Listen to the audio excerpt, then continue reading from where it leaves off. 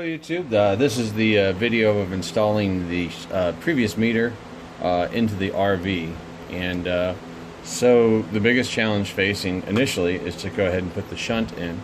This is one thing I originally thought of, you know, it's metal and it needs to be mounted, you know, and really the only thing you can mount with is these bolts, right, or maybe drill more holes or something, but it's got to be non-conductive, right? So this is one thing that could be better, you know, but for 17 bucks, I guess there's not a lot of complaint. But I do have to engineer a non-conductive mountable base. You know, I could use wood, whatever, but this, I'm going to go ahead and use acrylic, which will be waterproof and non-conductive. So I went ahead and just kind of roughed this out. You probably can't see the marks. I scribed a mark here, and I scribed 2 circles where I'm going to drill. And then the bolts here, again, here's the challenge, is I got to counter drill these, you know, about half the height of this thickness, I'm sorry, of this acrylic, you know. So I can do that with the mill, try to get it really perfect, and as a diameter larger than that. And I'll slice this. I'll put 2 holes for mounting screws. You know, this is going to take, what, 20 minutes or so to, you know, plus the time I've been thinking about it to make this mount. You know, what little piece of plastic or something probably could have done the trick.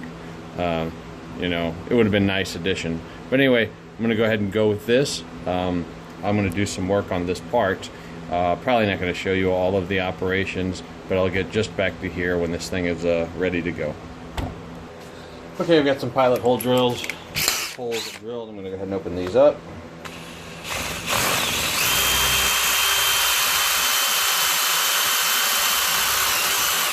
And then the bolts are actually bigger than this, so I'll have to make them even bigger.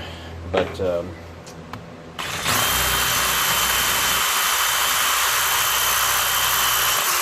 and then these, I'll just leave these here until I find out what I'm going to go ahead and use. I'll go ahead and get the right size now for these bolts. I'll be right back. Okay, 30.9, 5/16. I have a chart up here, my cheat chart. It's right there. My cheat chart. 5/16. That should be the size hole I need.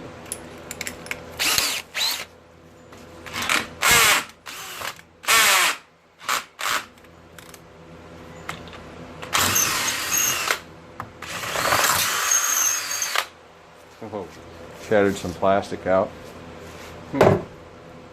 Alright. Yep, now I got to go ahead and open these up so the heads will be lower than the top there. Alright, I'll be back. So I ended up using this bit. It's a step bit to go all the way through. And as you can see, the bolts are captive in there. They got a little play. And they're recessed where they won't touch any metal. Alright, so now all I got to do is figure out how I'm going to mount this guy, and then I can start assembling it. A curious little thing I just ran across I wanted to show you here. This is my shunt, sorry, kind of on my plastic block there, and I was just kind of looking at it, and then I was kind of looking at the wiring schematic on the back here, and although it's pretty tough to see, go ahead and look at the picture of the shunt here, and it shows you, you know, connect your power, or your 2 shunt connections here and here, and then connect your lines and loads. But what's this little dot here? And there's another little dot right down here. There's 2 little dots. Can you guess? Alright, those are mounting holes. Hey, it looks very similar to what I just engineered. So either they're mind readers and knew what I was going to do, or maybe they sell these that are already on a plastic base. Alrighty, just wanted to show that to you. Okay, I'm just going through my materials here, and I do have a few of these. These are really short battery straps. These are, let's see here, big enough. Okay, these are as big as the existing ones, and this is kind of what I need to put that in. So now if I can just mount this close enough to get it to the battery, you know, I'll be in good shape. I won't have to make a special wire connection, and I'll have the shunt in line right off the house batteries. Well, one of the things that I was thinking of and I had a little concern about is that the generator,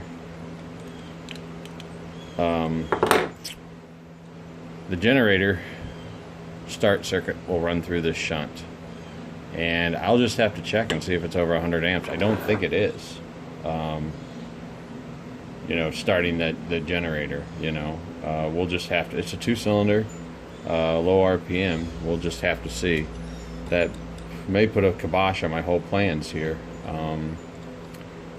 because there's only, you know, one negative wire that this can go in line.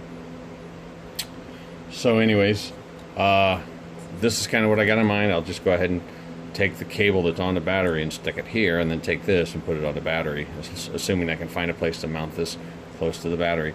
I'll go take a look around, and then when I get that close, I'll take you over to the RV and kind of show you where I'm thinking about mounting it. Okay, I think I figured out my mount system.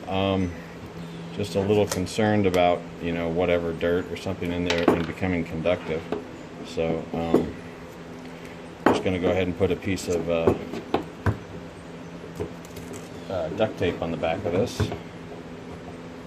And we shouldn't have a problem, but just in case, right?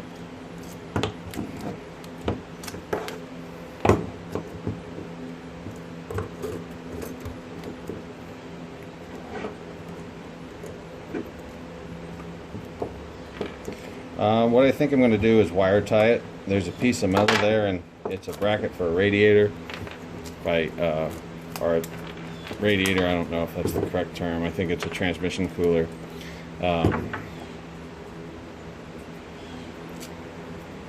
I'm just going to wire tie it onto there, so it'll go vertical, and then this will go to the battery, and then I'm going to actually have to extend the other wire too, because there's not a whole lot of play on the ground wire.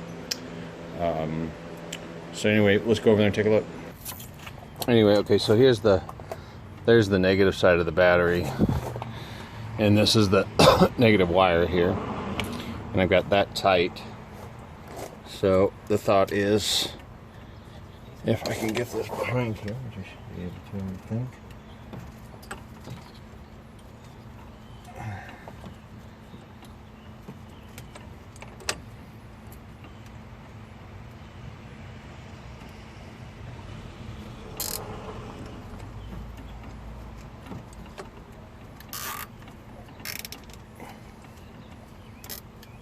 Okay, there's one. I'll get that other wire tie up and tighten these battery posts down. Okay, here I have the shunt in there. It's tied to the battery, the ground. It comes around, and there's the two pieces I'm going to connect together to complete the circuit. Then I'm going to do a generator start smoke test. We've got the shunt installed, and I've tested it, and I started the generator and it didn't melt, and it's all good. I don't have any tape around the ground lug. It's not really, it couldn't short. Maybe I'll tape it up later. This is all ground, so it's not a problem. This is my signal wire. This is I don't know if this is like speaker wire or whatever, but I got this gray wire. It's got two leads in it, and I'm going to put the black one on the battery, which will be the low side of the shunt, or the one tied with the ground, and then this one will go here, kind of the signal side. And I've already got this routed, but I'm going to wire tie this, and then it goes up inside the dash here, and the little gap there. And then if you look up here, I've got the dash up. I guess you can't hardly see that, but I got the dash up. So right now I'm just going to attach these signal wires right here. Take these little screws out,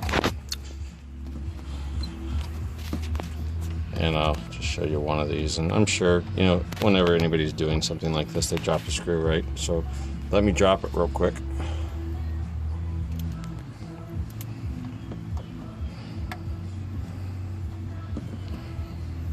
Okay.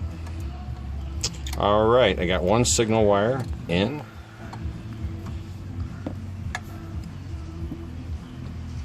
Okay, I'll go ahead and tie this other wire up, and I'm going to wire tie these up, and you'll see me next inside the RV and the wiring that I'm doing in there. Okay, here's the final hookup of the meter.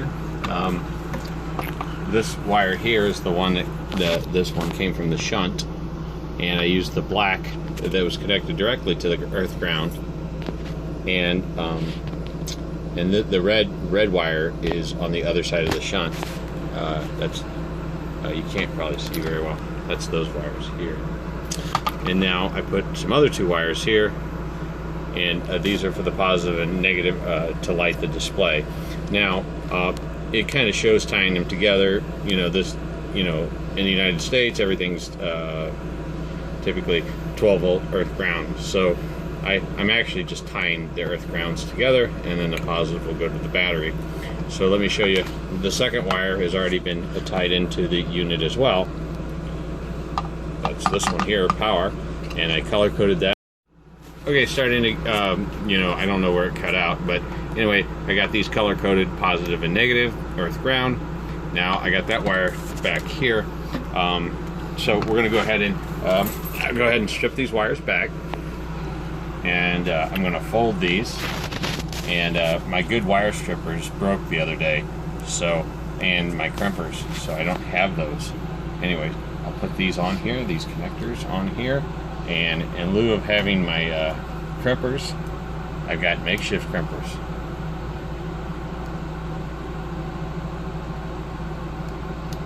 Okay, crimp that lug on. Now this one, and we are very close to seeing this thing light up. Okay, I'll show you one other thing I think I've showed you before.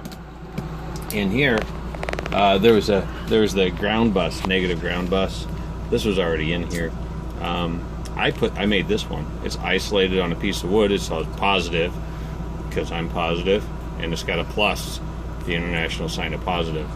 Anyways, let's go ahead and wire this up, and let's see what the meter does. Because we're on power.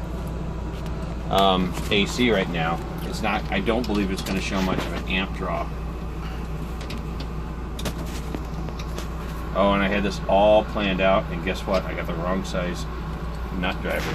So okay, so I have the negative hooked up, and the positive here, this goes to the house battery. This goes straight to the house battery.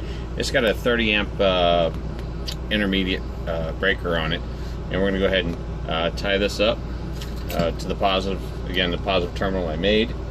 So we'll go ahead and do this. Loosen this guy up. And I put this on here, and we should get light on the meter. So as soon as we do this, we'll go over and look at the meter. And it lit up. Yay! And I'll tighten this down.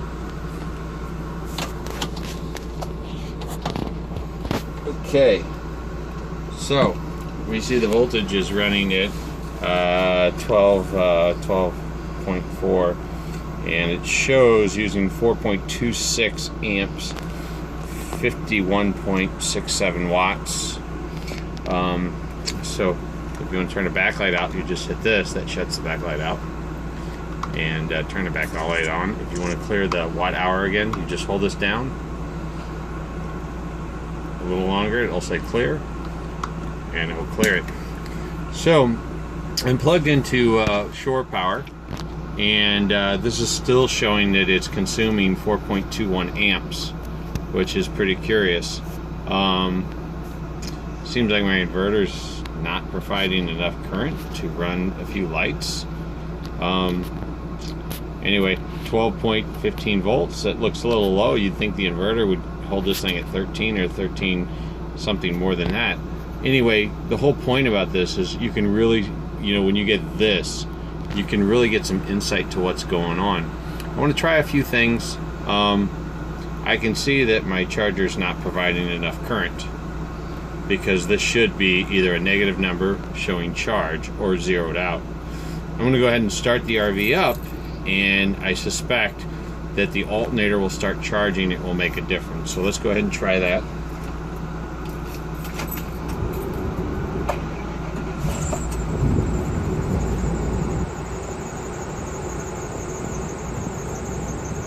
So I'm not seeing really any difference here. Give it just a second. It might be a delay thing.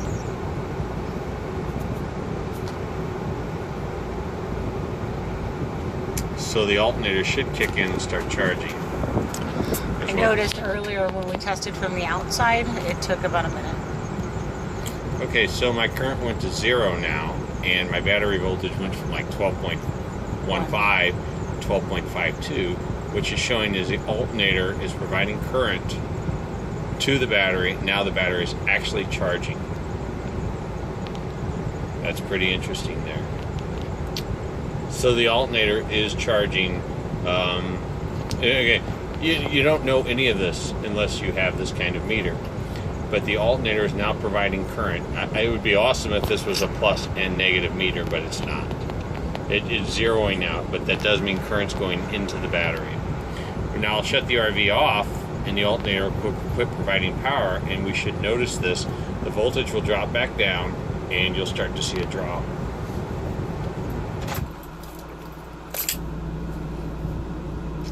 So 5 amps, 4 point. So I'm drawing, 4 or 5 amps. I'm going to turn the light off here. Just an overhead light. We should see a change. Drop about an amp there. I'll turn the CV on.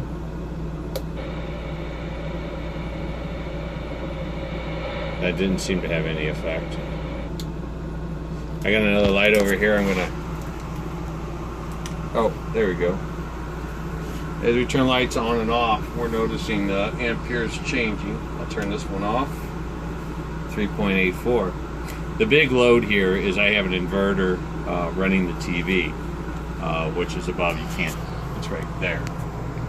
So I could go to wall power on this, but just happen to be running that. Okay, guys, have a gauge. That's very important. Now I got the wires sticking out, and let me get my light on. I'm going to find some place to put this.